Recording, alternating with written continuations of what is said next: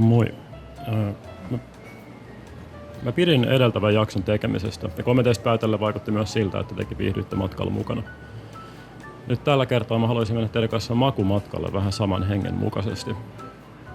Nimittäin ruoka on niin Taiwanissa kuin Aasiassa ylipäänsä valtavan iso asia ja mä sain just leikattua jakson loppuun, joka käsittelee sitä. Tällä videolla nähdään muun muassa millaista on taivanilainen aamiainen, tai mitä taivanilaiset tykkää suomalaisesta kiljusta, tai miten jumalille uhrataan ruokaa, tai kuullaan minkä takia ruokakulttuuri ei ole Suomessa yhtä isoa kuin Taiwanissa. Tämä on aika pitkä video, voi hakea jotain syötävää oheen. Toivottavasti viihdytte matkalla mukana ja opitte jotain. Tämä nimittäin oli itselleni aika haastava aihe. There are videos a lot about Taiwanese food history, so maybe you should think about where to start. Exactly.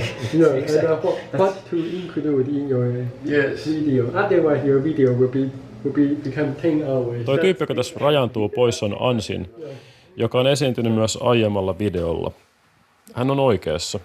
Ruoasta voisi helposti tehdä kokonaisen oman tuotantokauteensa, josta voisi käsitellä niin monelta eri kantilta, kuten se historian, eettisyyden, reseptien, trendien ja niin edelleen kautta. Mutta palataan Ansiniin pian. Tämä paikka, missä mä oon tässä, on sama jaettu työskentelytila, joka on näkynyt mun videoilla aiemminkin. Mä oon käynyt täällä paljon töissä ja mä oon siinä aikana kaverustunut etenkin Ansinin ja Lolon kanssa. Lolo myös esiintyi mun aiemmalla koronavideolla. Suurimman osan ajasta me toki vaan keskitytään omiin hommiin, mutta siinä välissä nimenomaan ruoka yhdistää meitä. Tämä on varsin yleistä, mennään yhdessä syömään työpäivän jälkeen. Ainakin vaikuttaa siltä. Suomessa mennään lounasaikaan syömään lounastarjouksia, mutta ei tähän aikaan enää olisi mitään tarjouksia, tälleen 7. Mutta täällä syöminen on sille edullista, että se ei ole mikään juttu, se ei maksa. Ja nyt me saavuttiin perille. Tämä on kuvattu samana päivänä kuin tuo äskeinen keittiökohtaus. Mä pähkäilen silloin tämän videon näkökulmittamista ja mä huomasin, että ruoan rooli ei ole mikään ihan helppo kysymys paikallisellekaan ihmiselle. 亚洲人为什么很喜欢食物？食物啊？对 ，food。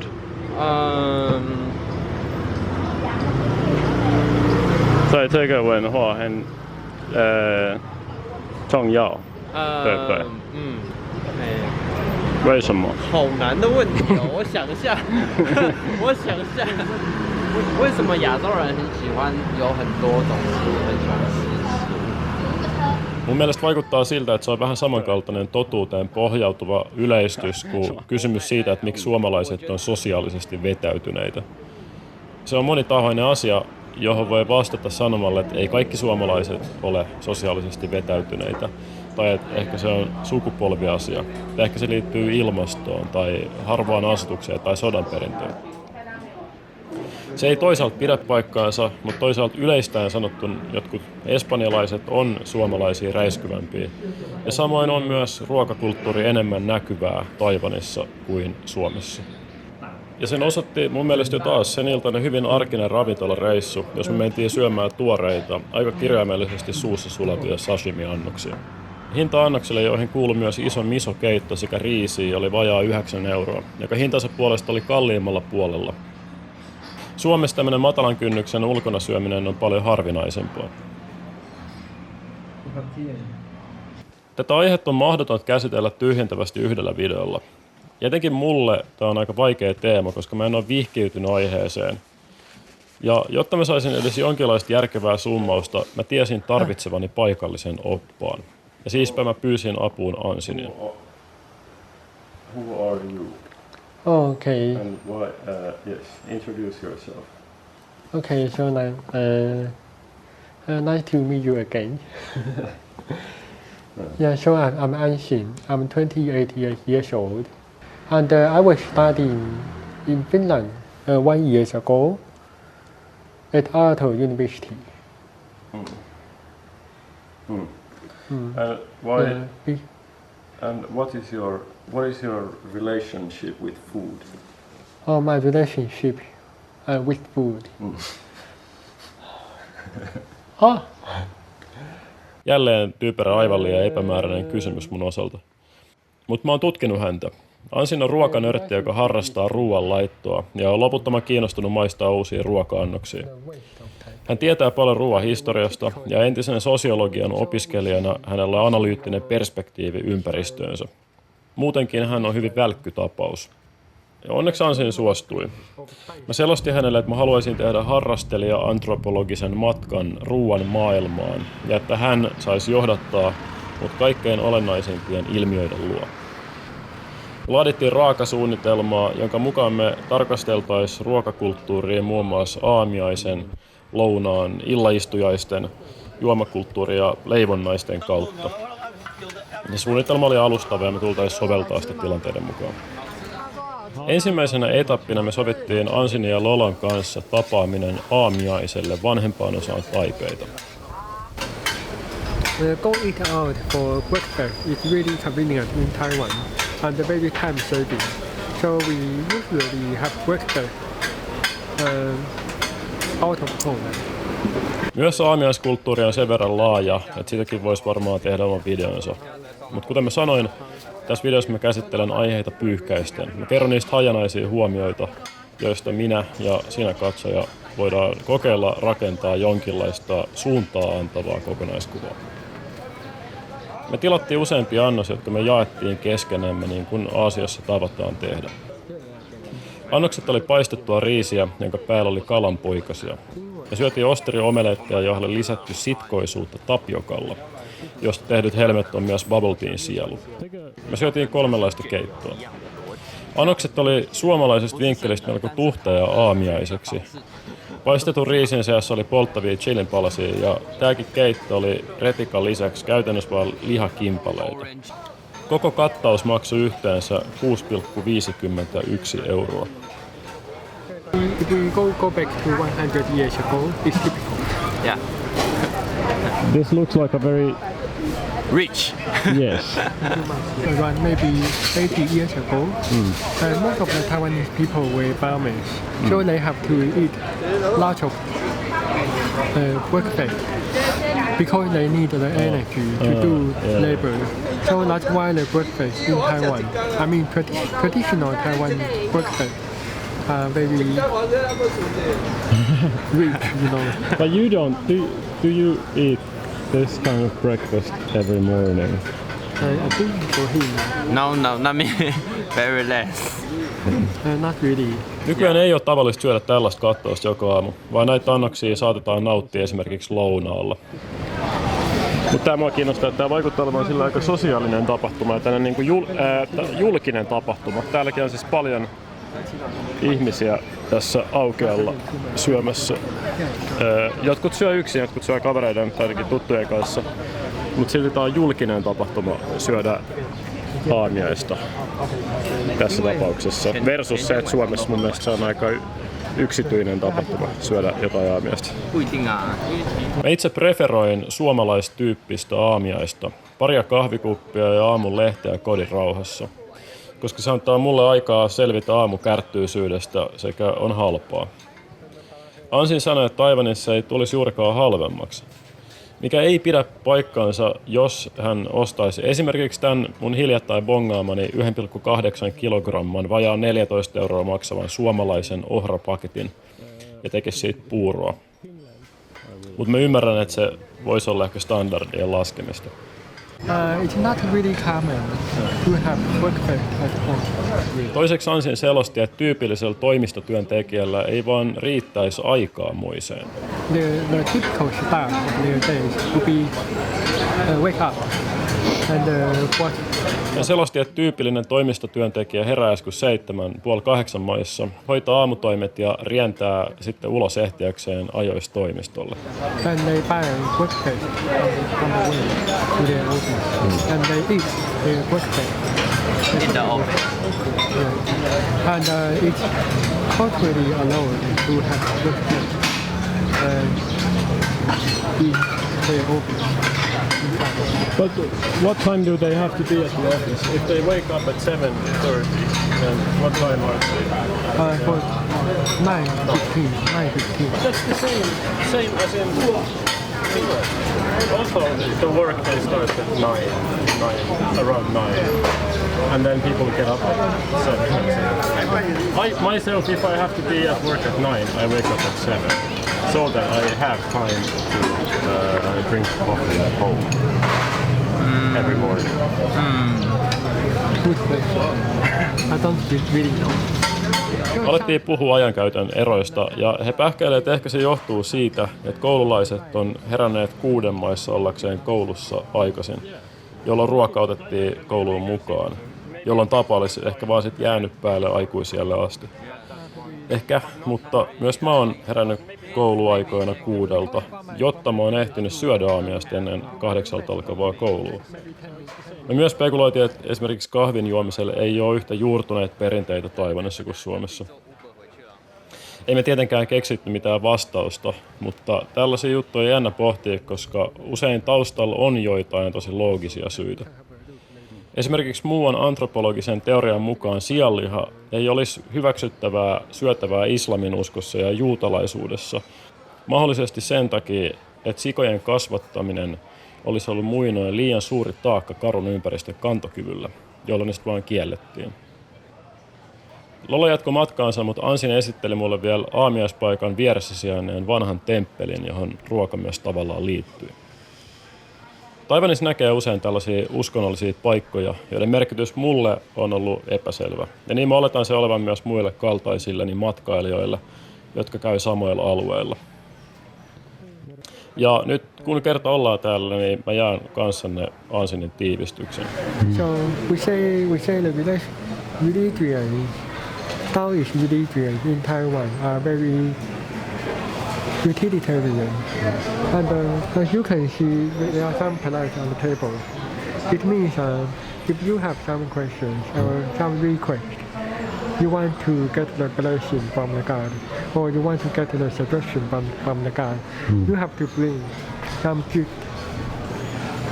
And normally foods like fruit, like meat, and leave it on the table for the God. Tämä oli taolainen temppeli, johon ihmiset tulee hakea tukea elämän vaikeina hetkinä. Tämä temppeli oli pyhitetty taivaan kuningattarelle. Ansin kertoi, että taolaisuudessa on lukuisia jumalia, jotka hallitsee hyvin spesifisti tiettyjä elämänaloja. On olemassa muun muassa eräänlainen Manalan poliisi, jota voi palvoa, jos on joutunut esimerkiksi varkauden uhriksi. On olemassa myös eräänlainen taivaan opetusministeri, jolta opiskelijat voi hakea tukea ennen vaikeita koetta. Ensimmäisenä tulija sytyttää suitsukkeen ja esittäytyy Jumalalle. Tell the God your name and where you are from, and when your birthday is, and then say why you are coming to this temple.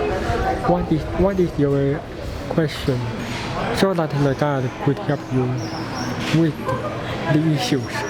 Sitten lahja asetetaan pöydälle.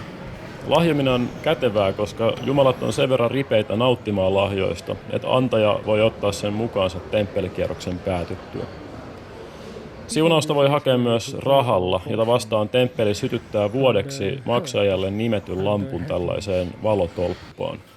Temppeli kierretään tietyssä järjestyksessä, jonka jälkeen paikalta poistutaan. Ei ollut vielä jälkiruoka-aika, mutta pistäydyttiin silti syömässä hyvin taivanilaista jälkiruokaa. Tämän annoksen nimi on shaved ice, eli jääraaste, jäähile. Ensin kulhon pohjalle lisätään reilusti jäähilettä, jonka päälle lisätään esimerkiksi siirappia, riisistä, bataatista ja tarosta tehtyjä palloja ja eksoottisista kasveista valmistettua hyytelyä sekä kondensoitua maitoa. Annos maksaa 2 euroa. Jälkiruoka ei ole mun mielekkäimpiä, koska se on lähinnä jäähilettä, mutta se toimii kuitenkin kuumana kesäpäivänä yllättävän hyvin. Perinteikkyyteensä lisäksi annos on kuitenkin siinä mielessä merkittävä, että siinä olevat pallot edustaa taivanilaiselle ruokakulttuurille omalaatuista ulottuvuutta tai elementtiä, hueta, joka ei liity niinkään makuun, vaan tekstuuriin. The alphabet Q is the local expression for Taiwanese people to describe a chewy or even gummy type of food ingredient. It's not necessary for the pure food has a strong flavor. So the most important thing that make us eat it is because of the feeling of cute. Taiwanilaiset bubble teatä, kuplateetä juoneet tietää, miltä tapioka helmet tuntuu suussa. Se on malliesimerkki Qsta. Suomalaisista ruuista äkkiseltään tulee mieleen, että ehkä lähimpänä Qta voisi olla joku paistettu leipäjuusto, jossa on kimmoisuutta ja jonka narskuna on oleellinen osa syömiskokemusta. Tämä on mun mielestä kiinnostavaa, koska Q ja suutuntuma ei suinkaan rajoitu ainoastaan jälkiruokiin, vaan on ylipäänsä hyvin tärkeä ulottuvuus taiwanilaisessa ruuassa, maun ja hajun ja estetiikan lisäksi. Hyvää huomiota taas. Eilisen aamupala oli aika semmoinen perinteinen. Nyt on tarkoitus mennä tänään syömään sellaista vähän tyypillisempää, joka aamuisempaa aamiaista. Ja Ansin tulee itse asiassa tuolta. Just odotettiin häntä saapuvaksi. I'm the one who are late. Ja nyt voidaan mennä syömään. Mikä ajatus, että mä satuin just nyt kuvaa tätä? Just Speakiin, mistä mä olisin selostanut, että me ollaan myöhässä vähän aikataulusta sit. Ja Ansin saapuu just sillä hetkellä. Tässä nopea selostus siis joka aamusemmasta aamiaisesta. Monet ruokapaikat on tällä tavalla puoliavoimia. Todella klassisia aamiaisia on vasemmalla näkyvä ohukainen, joka on täytetty usein esimerkiksi kananmunalla, juustolla ja pekonilla. Sitten on tällainen oikealla alhaalla näkyvä, vähän vaikeasti kuveltava retikkamassasta tehty paistettu levy. Salaattia mä en ole nähnyt ennen tarjoiltavan näiden kanssa. Täytetyt nyytit on myös tyypillisiä. Niitä syödään mihin vuorokauden aikaan tahansa. Ansialla kertoi myös pasta bolognesen olevan tyypillinen aamun ateria. Joskin sekin on tavallaan fuusioruokaa, sillä pasta ei ole italialaista spagettia, vaan nuudelia. Taiwanilaiset syö aamiaiseksi usein myös täytettyjä kolmiovoileipiä ja hampurilaisia. It's kind of him. Yeah. Very Taiwanese. Lolla viittaa tuohon pihviin, joka ei ole nautaa, vaan maustetusta sianlihasta tehty jauhelihapihvi. Klassikko on myös juoda hyvin sokeroitua ja melko keinotekoiselta maistuvaa maitoteetä, jonka kannessa usein on vitsejä tai inspiroivia lauseita. Tämä muun muassa kääntyy suunnilleen näin. Elämässä on 2 asiaa, joita ei voi laiminlyödä. Kunnioita vanhempia, harjoita filantropiaa. 3 hengelle tämmöinen täyttävä aamiainen maksoi yhteensä 8,2 €.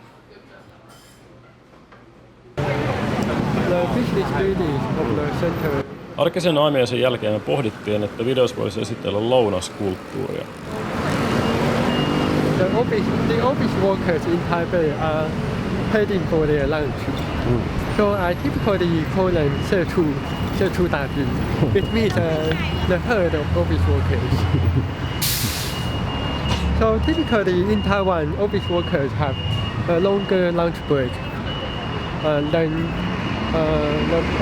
the office workers in Finland do. So basically, office workers in Taipei have 1 to 2 hour lunch break. 1 to 2 hours? Yeah, 1 to 2 hours. In Finland, people typically have around maybe 30 minutes. Yeah, or 40, like 45 no more than 1 hour. Yeah. Shin-In business-alueella sijaitsevan toimistomme lähistöllä on paljon hyvin tyypillisiä ruokapaikkoja. Ja valinnanvaraa ruokien suhteen on mukavan paljon. On aina miellyttävä hetki aina lounasajan saapuessa maistella mielessä pho-keittoa, sushia, pastaa ja miettiä, että mitä sillä kertaa tekisikään mieli. Minä ja Ansin päädyttiin syömään hyvin paikallisia nyyttejä tai mykyjä, jotka kumpikin mun mielestä on todella ankean kuuloisia käännöksiä. Lisäksi me tilattiin keittoa sekä pikkelöityjä ituja yhteiseksi lisukkeeksi. Ruoat tilataan listoilta, jotka on hämmentäviä, jos kieltä ei osaa. Tosin useissa paikoissa ulkomaalaisille kylläkin ojennetaan englanninkieliset listat. Tällä kertaa meidän annokset maksoi 3,7 € per henki. It took around maybe 3 minutes after we ordered. This is pretty typical like lunch today. Yeah, it's like fast food lunch. Yeah. Yeah, but it's even faster than McDonald's. True. Pardon. Paikat on häliseviä, kuten kuuluu. Tapana on tilata jokin oma annos ja lisäksi syödä myös yhteisiä annoksia, niin kuin me nyt jaettiin noi pikkelöidyt idut. Paikoissa atrioidaan melko ripeästi. Sinne ei jäädä syömisen jälkeen juttelee tee- tai kahvikupin ääreen suomalaisen lounaspaikan tapaan. Itse syöminen on konstailematonta, eikä siihen liity juuri mitään etikettisääntöjä. Ei edes mitään syömäpuikkojen asettamista tiettyyn kulmaan syömisen jälkeen, niin kuin Suomessa tehdään aterimien kanssa.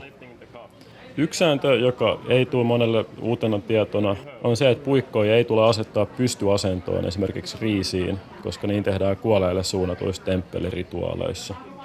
Sitten ehkä yksi lievästi kiinnostava huomio on se, että ihmisillä on erilaisia tapoja pidellä puikkoja käsissään.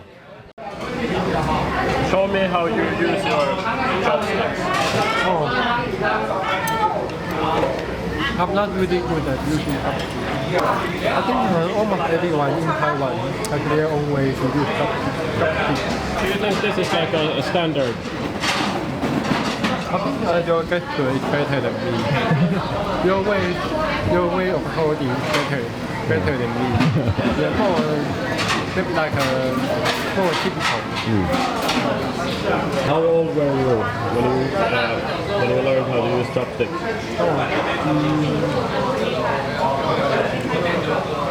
Maybe 7 years old. 7 years old. Before that you went to the school. Before that you went to the school.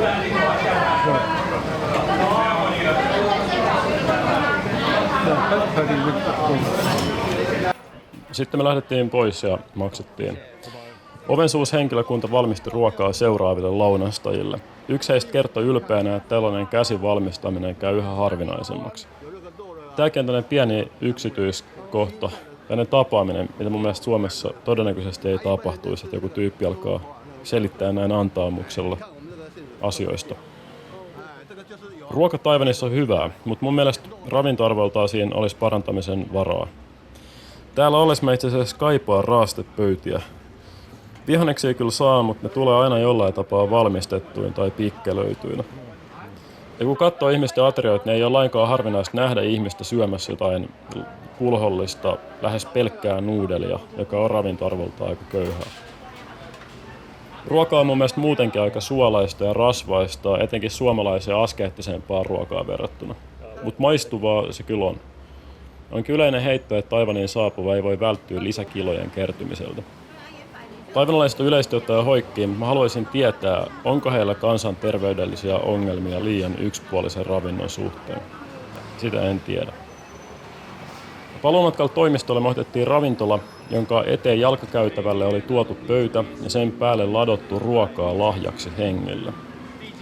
On aika yleistä nähdä tällaisia taolaisia alttareita liiketiloissa, jopa ihan näin kaupungin ytimessä. Sitten vielä lopuksi me käytiin ostamassa bubble teata, eli sitä kuplateetä, joka on Taiwanin tavaramerkki, josta mä puhuin aiemmin. Itse mä en oikein pidä siitä, mutta me ostettiin ne videon vuoksi. Bubble tea on todella sokerista ja varmasti hyvin epäterveellistä.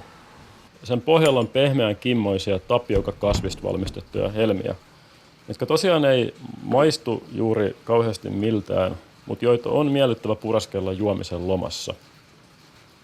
Tässä mä avaan yhden sellaisen näytiksi teille.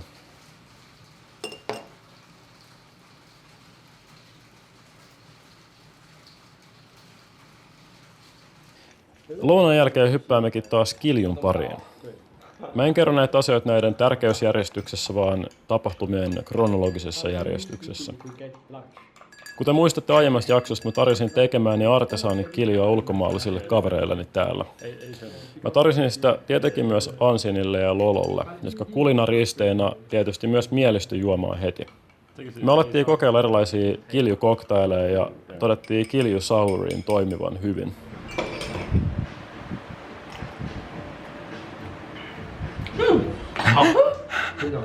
Yeah.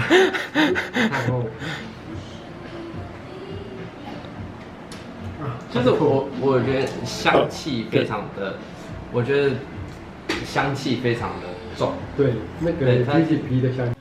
Tässä muuten näette, kuinka ansin on pienenkin alkoholimäärä juomisen jälkeen muuttunut punaiseksi. Se johtuu siitä, että hänen elimistöstään puuttuu alkoholin hajoamiseen liittyvä aldehydidehydrogenaasi-entsyymi, tai se toimii puutteellisesti. Taiwanlaisista jopa peräti vajaalla puolella esiintyy tämä niin sanottu Asian flush-reaktio vaihtelevissa määrin. No mutta he innostuivat ja alkoi googlaa asiasta tietoa. Ja tietenkin netistä löytyy kiljoaiheista tietoa myös mandariinikiinoksi. Mulla oli hieman vielä jäljellä mun Suomesta mukanani tuomaa turbohiivaa, humalapellettejä sekä kuivattua appelsiinin kuorta. Me laitettiin yhdessä uusi satsi käymään toimiston nurkkaan ja viikkoa myöhemmin se oli valmista.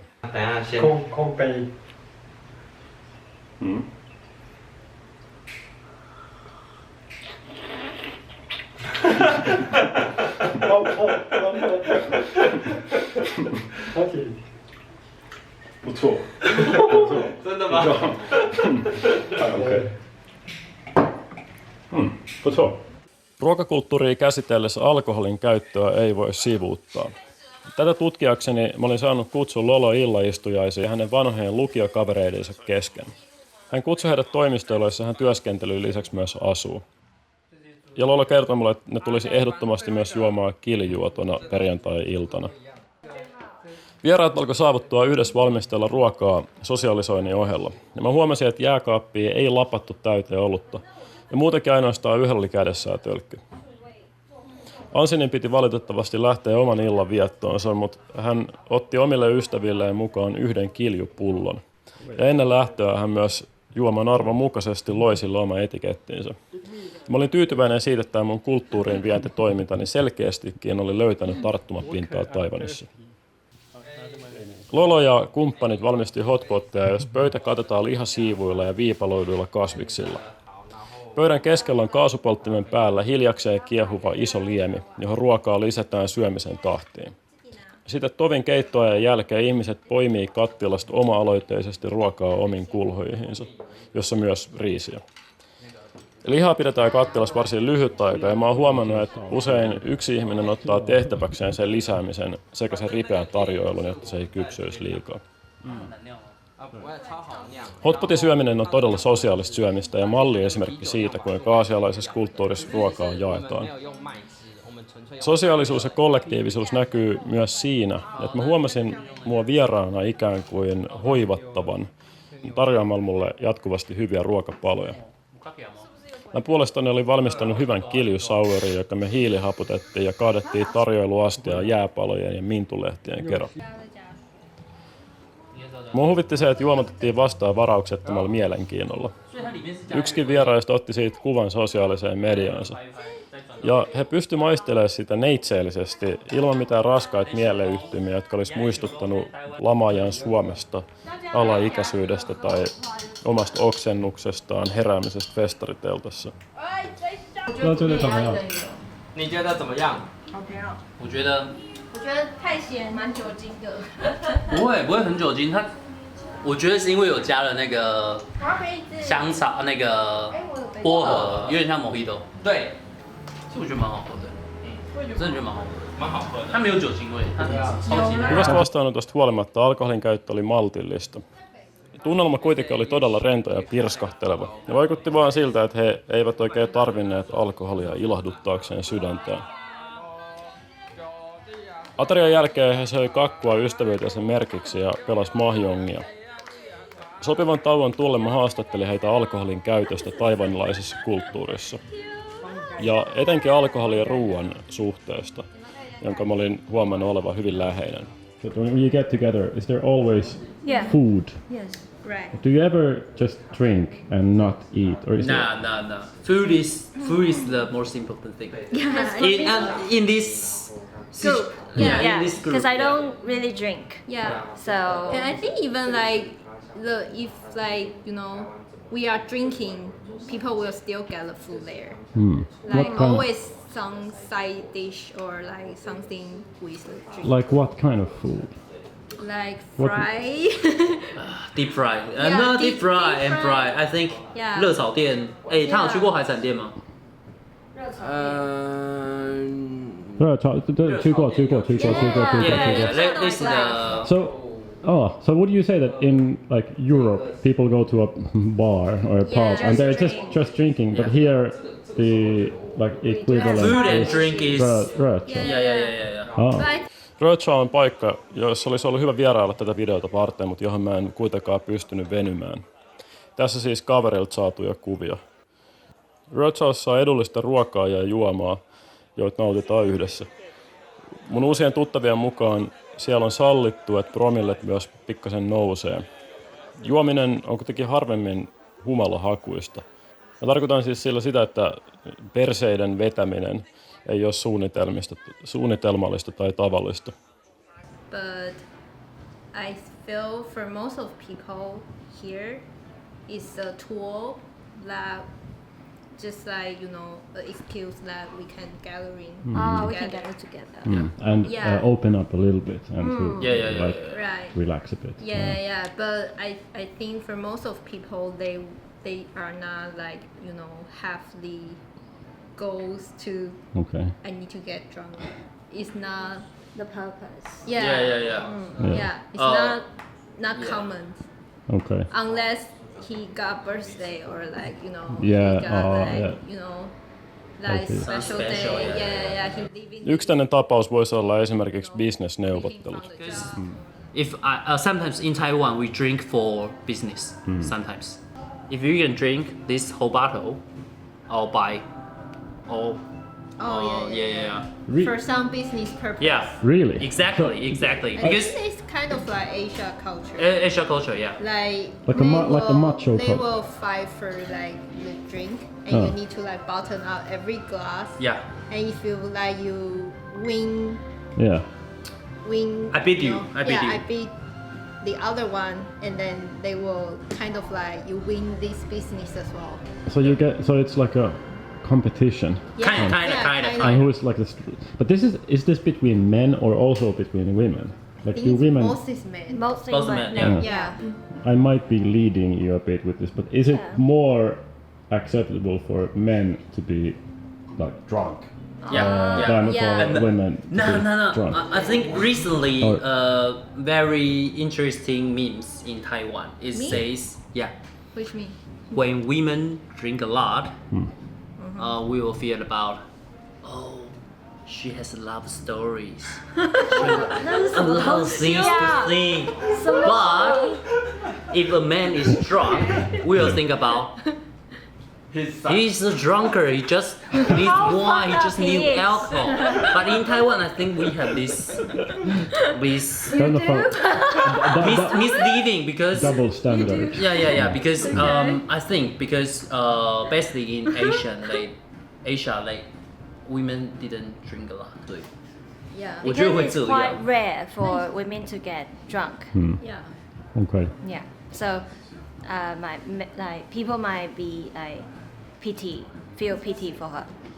So maybe you're right. Like not maybe. Like you are right. Okay. So it's not very common for for women to get drunk in public. Like not very often. Like Loppuilta meni rupatellessa. Humalatila ei noussut hiprakkaa korkeammalle ja me poistuttiin keskiyön maissa ehtiäksemme viimeisiin metroihin. Pari päivää myöhemmin Ansin oli järjestänyt mulle lisää opastettavaa. Me käytiin ensin hänen kämpiksensä konditoriossa syömässä leivonnaisia. Mä kiinnitin huomiota leivonnaisten maun lisäksi niiden ulkonäköön sekä koostumukseen, jos kohtas kuoren rapeus, moussen vaahtoisuus ja gelatiinin kimmoisuus. Ja se muistutti mua siitä cuesta, josta Ansin oli kertonut aiemmin. Konditoria visiitin jälkeen me käytiin torilla ostamassa ruokatarpeita.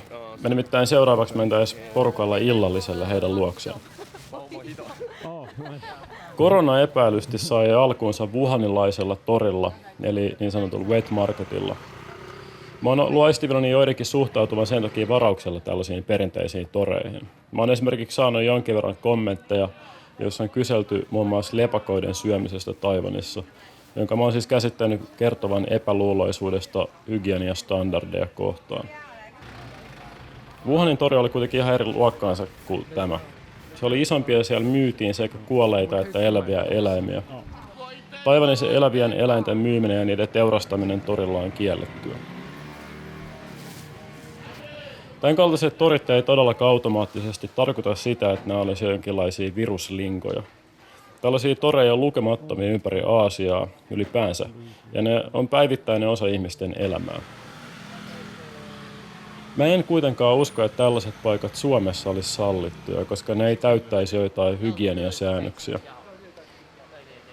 Myös monet ruokapaikat, kuten tämä, jota mä kuvasin aiemmin toisaalla, on varmaankin sellaisia, joita Suomessa ei saisi olla. Ja varmaan yksi syy siihen, minkä takia Suomessa on vähemmän katuruokaa tarjolla.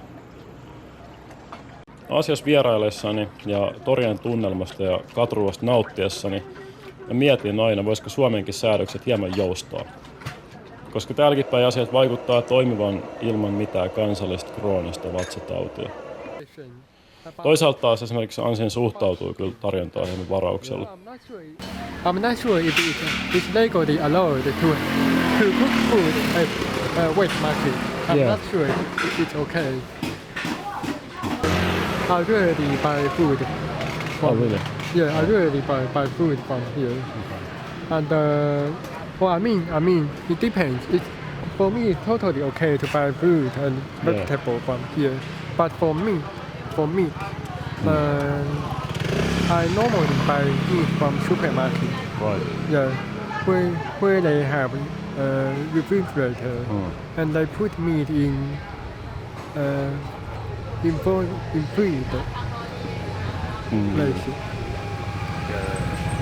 Yeah, but for the elderly people, I think it's totally fine for them. Okay.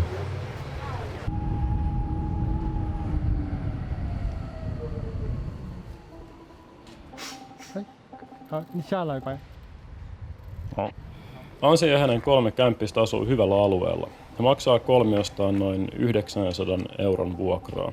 For a room. Yksiövuokra samalla alueella olisi noin 350-400 euroa. Oli kiinnostavaa päästä käymään paikallisessa kodissa.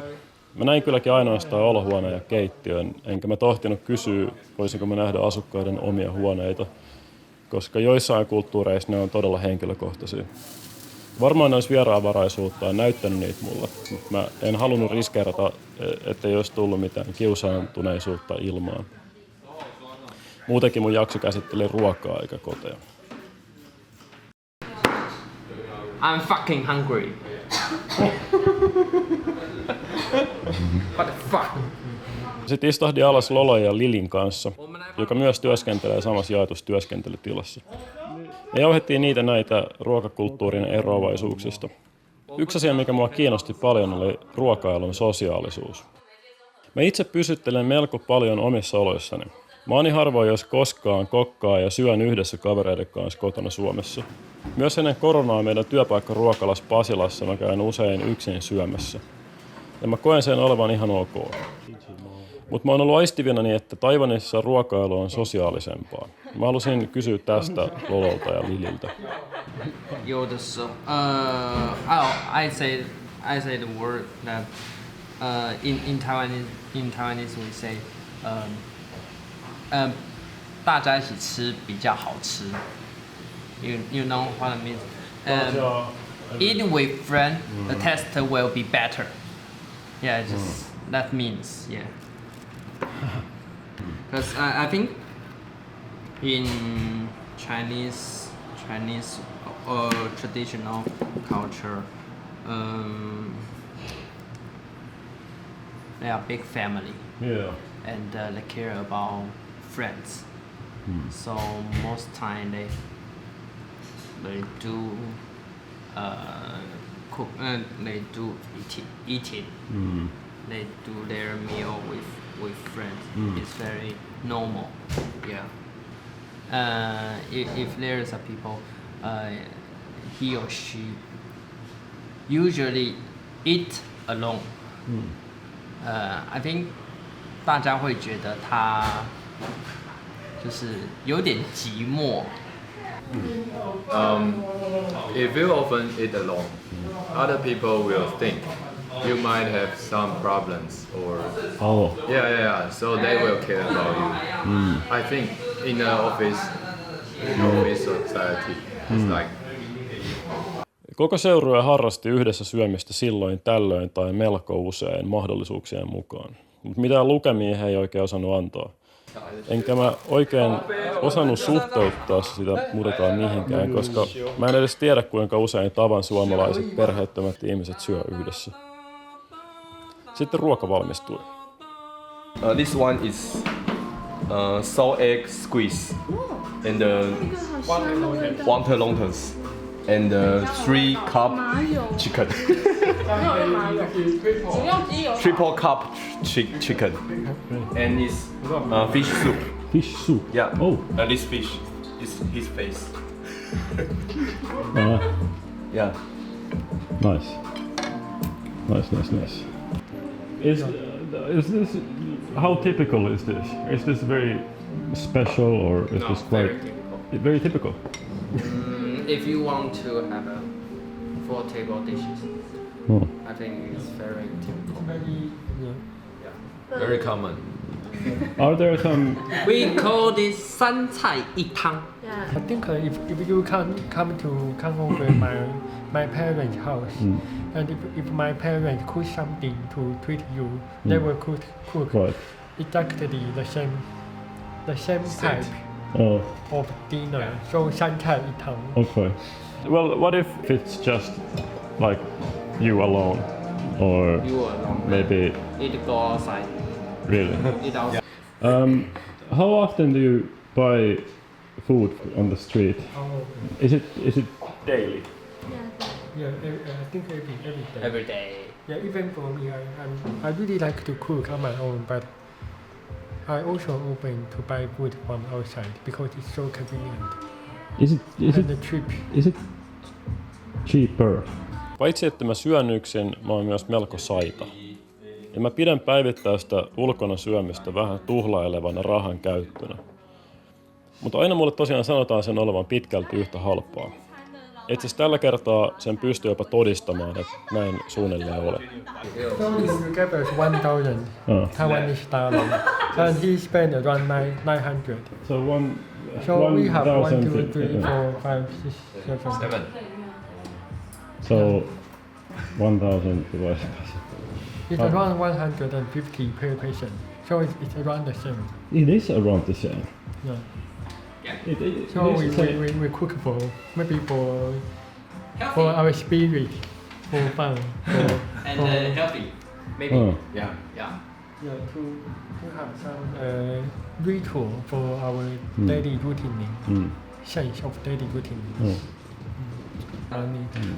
Like something really different from Finnish way of cooking. Oh. I think because I know in Finland every branch of mine cooks on their own for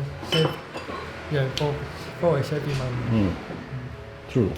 Yeah, but in Taiwan we don't have to cook for money saving. Mä en edelleenkään täysin vielä sisäistä tätä hinta-ajattelua, koska edelleen mä väitän jonkun paistetun riisin ja puuron syömisen tulevan halvemmaksi. Mutta mä aprikoin, että voi olla, että Taiwanissa ruoka todella vaan arvotetaan ylemmäksi. Näin hettonakin, kyllähän mekin Suomessa käytetään paljon rahaa alkoholiin, vaikka se on todella kallista verrattuna moniin muihin maihin. Ja eikö se ole tavallaan yhtä tuhlailevaa rahan käyttäjää mun ajatusmallin mukaan. Tätä videoa varten mä tein taustahaastattelun Helsingin yliopiston ruokakulttuurin professori Taru Lindblomin kanssa. Me keskusteltiin pitkä tovi siitä, että minkä takia Suomi eroaa Taiwanista. Tässä on summattuna joitain juttuja. Yksi on se, että me ollaan jäljessä kulttuurina. Suomi on todella nuori maa ja nuori kulttuuri. Suomi on myös todella harvaan asuttu maa ja meitä on vähän, mikä tarkoittaa sitä, että on vähemmän asiakkaita ja siten vähemmän tarjontaa. Meillä on myös aika haastava ilmasto noin niin kuin ulkona olemisen suhteen, mutta toisaalta jossain Etelä-Koreassa ja Japanissakin on todella ankara ilmasto. Me puhuttiin myös suomalaisista arvoista, jopa luterilaisuuden merkityksestä, siitä, että siihen ei kovin läheisesti kuulu pröystäileväisyys, näyttäväisyys, ja se on ehkä vähän sellaista niin kuin hissuttelukulttuuria, ja siten asioiden niin kuin estetiikalla ei ole ehkä niin paljon väliä. Me puhuttiin sääntö Suomesta, mihin viittasin tuossa videollakin, että kaikki vaatimukset puitteille ja muille on niin korkeat, että se lannistaa yrittäjiä. Ja puhuttiin keittiöistä. Suomessa ihmisillä on keittiöitä, mutta Taiwanissa keittiö, etenkin niin kuin hyvä toimiva keittiö, ei ole mikään itsestäänselvyys. Sitten puhuttiin pitkistä työpäivistä. Pitää paikkaansa, että täällä kyllä työskennellään enemmän kuin Suomessa ja että aikaa ei sillä tavalla ehkä vaan jää kokkaamiseen. Ja sitten myös tosiaan se, mistä tuossakin puhuttiin juuri, että on niin helppoa ostaa ulkoa ruokaa, että sitten sitä vaan tekee. Myös puhuttiin kouluruuasta. Siitä, että kouluruoka on luonut meille suomalaisille ehkä jonkinlaisen tietynlaisen mallin siitä, minkälainen hyvä ateria on. Näin. Mä pidän enemmän aasialaisesta ruoasta. Mun mielestä suomalainen ruoka on aika tylsää. Mutta mä mietin sellaista, että ehkä siinä sen tylsyydessä piilee sen kauneus. Jos miettii jotain ruisleipää, jotain ruisleipää, mikä on kova ja karkea ja rustiikkinen. Siinä on just tämmöisiä mieleyhtymiä, jotka vie semmoiseen niin kuin kovaan työhön ja luonnon kauneuteen ja niin kuin suolle ja yksinkertaisiin asioihin ja kunnollisuuteen. Ja noi on asioita, mitkä tämmöiset konnotaatiot ei tule ulkomaalaiselle, joka syö ruisleipää. Ja ehkä juuri esimerkiksi ruisleivän kauneus voi piillä siinä nimenomaan sen askeettisuudessa. Siinä, että se on helmi, josta muut ei tiedä. Ruisleivästä mä kylläkin tykkään. Tämä oli silleen huono esimerkki. Mutta kiitos videon katsomisesta. Nähdään jälleen ensi kerralla.